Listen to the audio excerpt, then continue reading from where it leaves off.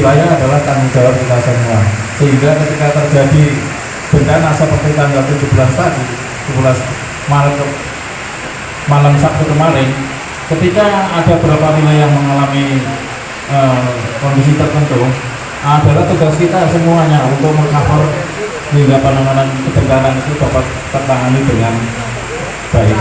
Kedepan SKPD kita akan isi hal-hal yang bersifat peningkatan kapasitas. Bagaimana posko utama ini kita akan isi dengan kegiatan yang positif. Bagaimana SKPD ke depan ini kita warnai sehingga penanganan kebencanaan ke depan akan lebih profesional dan dapat dirasakan keberatannya oleh masyarakat. Saya kira demikian, terima kasih. Mungkin ada yang ingin tambahkan dari teman-teman komunitas relawan dari Pak Wali dan Mas. Nanti saya Bapak Menteri beserta ibu sekalian,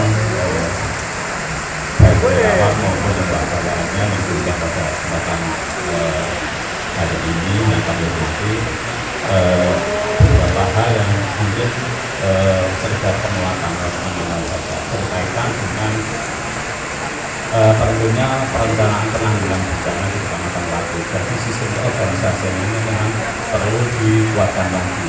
Ketika di dalam ada sebuah kejadian, jadi siapa berbuat apanya itu jelas.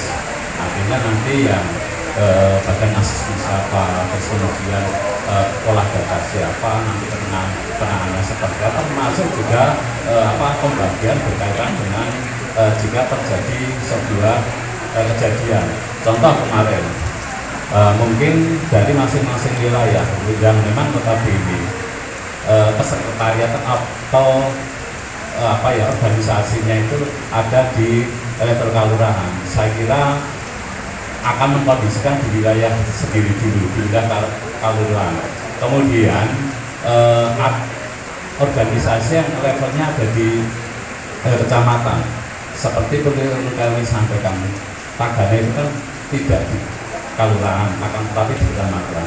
Mungkin standby-nya ada di kecamatan, sehingga ketika memang terjadi hal-hal yang bersifat fasilitas umum yang di sekitar wilayah Kapanewon, kalau memang teman-teman relawan yang memang berada di kelurahan lagi mengkondisikan di wilayah tersendiri, mungkin teman-teman yang ada di Kapanewon seperti Sarlimas dan sebagainya, pokoknya yang memang organisasi yang langsung ada di Kapanewon itu bisa langsung menuju ke titik yang memang itu perlu pengkondisian cepat, seperti kemarin di Cebungan, karena mungkin teman-teman yang di kelurahan pengkondisian lain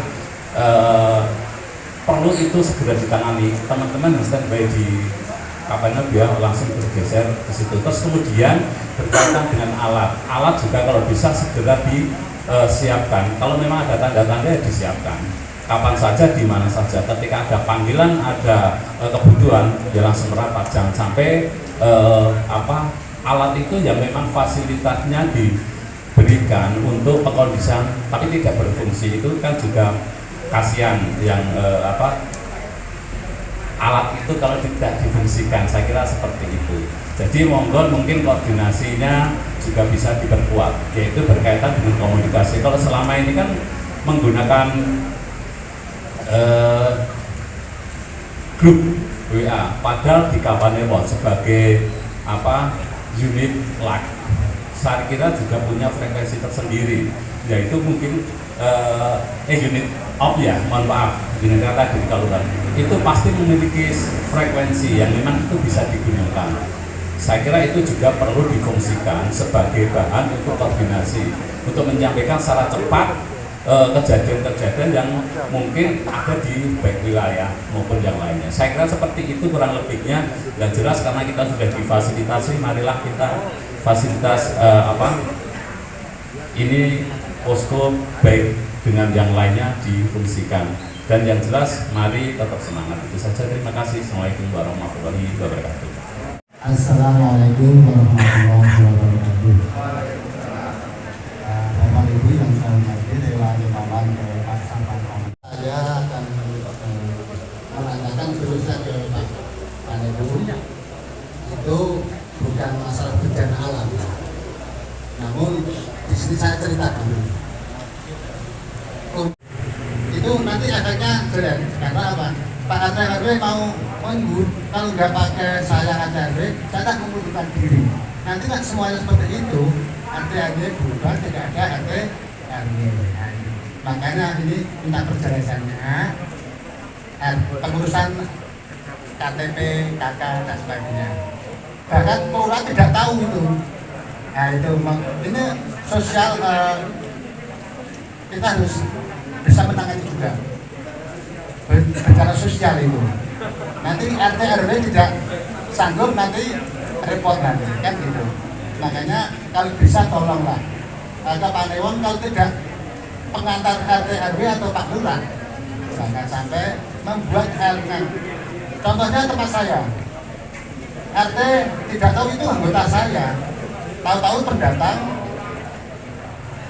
ke tempat RT. Ternyata kamu itu orang mana? Dia nggak tahu, karena membuat KTP itu kakak tidak lihat RT RW. Mungkin itu untuk kebijakan sosial.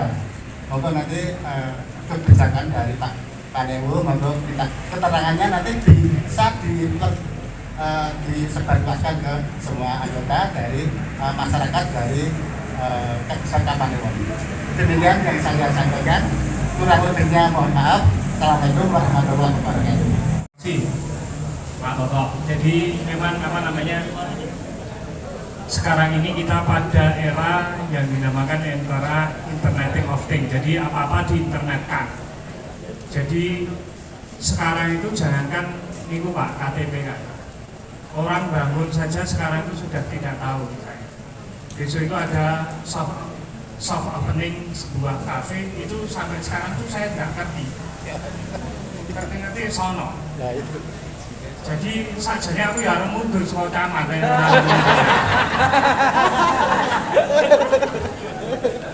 Maksudnya nek kemudian jawabannya mundur kan nggak bisa Pak Toto ya, jadi nggak bisa karena sekarang apa-apa. Ya itu saya kira apa sekarang seperti itu. Bahkan sekarang orang berusaha itu sudah tinggal OSS. Ya. Termasuk pindah penduduk itu sekarang orang langsung ke Dukcapil pun bisa. Ya. Terus rasa lewat RT, RW, Pak Duko, Lurah, Penewu, itu dilupati aja bisa. Ya. Nah, cuman saya kan mengingatkan masyarakat Jogja atau kota Jogja itu kita open, siapapun boleh datang ke Jogja, siapapun boleh datang ke Jogja. Tetapi saya minta kita open. Jadi open tapi juga open. Jadi kalau open ngerti ada warga yang baru dan sebagainya di Soparo di gitu ya, sehingga nanti sama-sama karena memang sekarang kebijakannya pusat seperti itu Pak Toto. Jadi saya juga nggak bisa karena itu sudah kebijakan pusat. Jangankan RW, wong saya saja juga dilewati kan gitu. Sehingga saya juga nggak ngerti gitu. Jadi mohon maaf, jadi saya tidak bisa memberi solusi kalau kemudian dari sini yang bisa kita lakukan adalah bagaimana kita melakukan. Sehingga kemudian teman-teman relawan ini juga monggo langkung-langkung jaga warga. Sekarang jaga warga itu hampir di semua padukuhan sudah ada jaga warga. Monggo nggih jaga warga nek wonten kiai enggal atau ada masyarakat yang mencurigakan dan sebagainya itu mohon kiranya di Soparo di ini jangan sampai nanti memang membesar.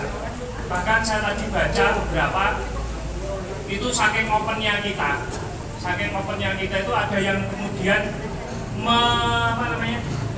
menggatung-gatungkan dengan Merapi Wato, kemudian kemarin bencana itu wah Jogja itu wis kokean nganu Pak, karena saking opennya jadi pencucian uang itu disimpan di Jogja gitu. Sini wong Tegal, sini Kalimantan itu disimpan di Jogja, mulai kokean dosa terus ono nganu kerja. Walaupun itu terlalu jauh. Tetapi memang bahwa kita opennya itu iya. Coba toh mana sih masyarakat yang tidak bisa di Jogja gitu, kiai dodolan di Jogja monggo lama-lama jadi masalah kan, yang banyak jadi masalah kan juga orang luar. Tetapi kita bagaimanapun Kalau kita memang sudah membuka diri, kita memang miniatur Indonesia, dan kita berhak warga semuanya berhak kemudian mencari penghidupan dan sebagainya. Tetapi itu tadi konsekuensinya memang kemudian itu tadi ada yang kemudian seperti itu, sehingga saya minta memang kita semuanya open terhadap berbagai hal itu. Jadi open tapi kita open. Jadi ngoten nggih Pak Toto nggih. Jadi saya minta bantuan pada teman-teman. Ini bencana sosial di kata. Saya ingatkan, saya hari Kamis itu, menurut saya ya, hari Kamis itu saya mengapelkan Satpol PP, kemudian dari Polres, dari Kodim, dari Koramil, dari Polsek. Tolong kita ini silahkan sambat ke sekolah-sekolah. Saya bilang saya dengan rodo berbesar hati, kita itu tidak pernah anak-anak kita itu terlibat. Biasanya kapan mati menjadi ajang gitu. Atau malamnya ada kejadian. Nah ini juga harusnya jadi perhatian kita semua. Ya, termasuk ini menjadi perhatian kita semua untuk semuanya hati-hati. Jadi semuanya relawan kita, saya kemarin sudah teguhkan, relawan kita tidak hanya penanganan bencana alam saja, bencana sosial ini macam-macam, ketertiban, gitu. Saat ini kalau ini COVID itu kan bencana, gitu nggak bencana kan gitu. Nah ini yang tidak selesai COVID mungkin sudah selesai. DBD ini pun bukan rampung-rampung, demam berdarah ini, nah itu juga bencana. Kita juga harus ikut hadir, sehingga kemarin beberapa teman di posko itu sempat bagaimana fogging itu dipelajari juga. Nah kita pengen memang di posko itu nanti memang ada kegiatan rutin yang malamnya untuk bisa kumpul belajar bersama.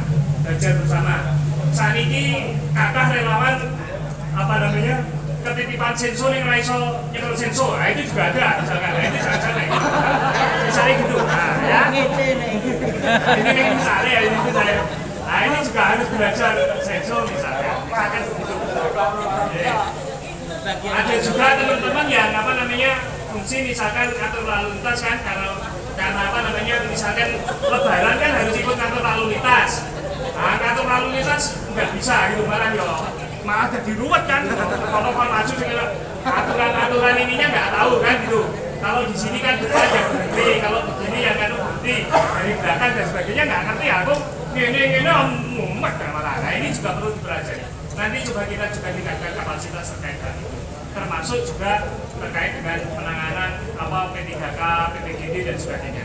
Maten nggih, Pak Toto informasi nih nggih, maten nuwun.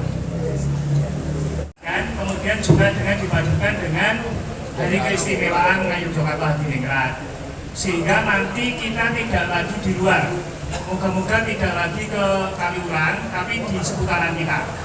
Entah nanti di lapangan Tirto atau nanti di Embung Senja atau nanti di mana, dan nanti kita padukan dengan gelar budaya. Nah, nanti memang desainnya pengennya nanti ada stand masing-masing relawan. Stand masing-masing relawan, nanti misalkan relawannya Ojo Segoro misalnya. Nah, nanti di situ misalnya ada foto-foto Segoro nanti.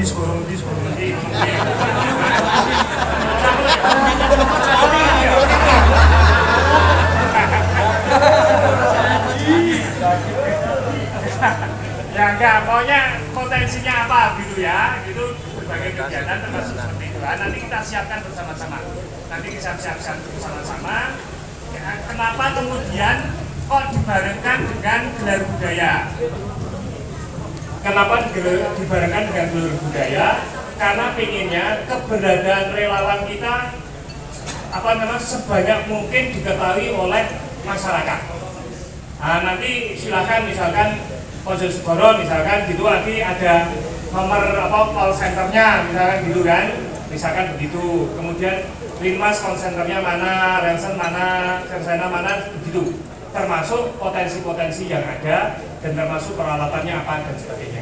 Itu nanti kita coba siapkan seperti itu, sehingga mohon kiranya nanti dari sekarang mungkin teman-teman relawan nyampe sesuk ADW nganu, terus kemudian kalau ada kegiatan sudah mulai didokumentasi gitu kan, sehingga nanti ada beberapa hal yang bisa kita nampakkan di dalam kegiatan Jambore relawan itu.